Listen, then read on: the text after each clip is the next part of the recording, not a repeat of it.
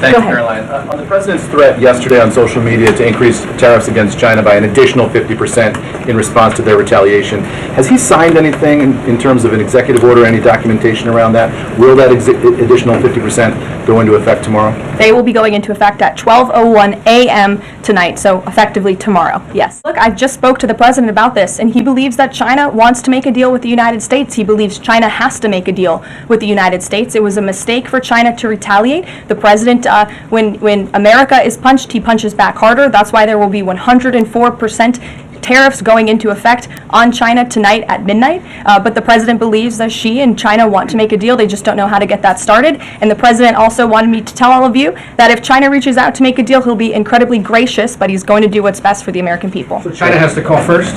The Chinese want to make a deal. They just don't know how to do it. But the president will be implementing these 104% tariffs on China tonight. Under what conditions might he consider lowering tariffs on China at this point? It would be imprudent of me to tell you those conditions here from the podium.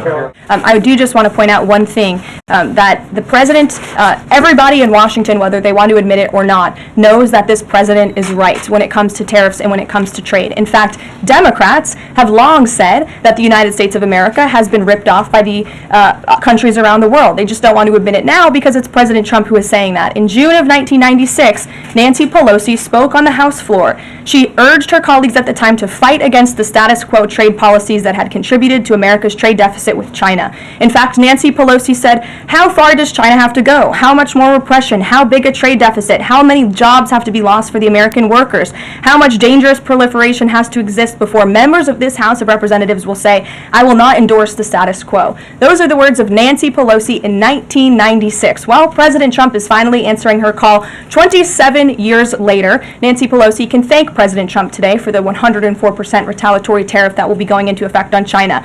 In 2007, Chuck Schumer spoke of our nation's crippling trade deficit, saying these are the kinds of records the American people don't want us to be breaking.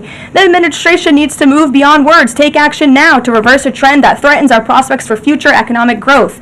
And Chuck Schumer said that in 2007. Finally, in 2025, President Trump is taking action.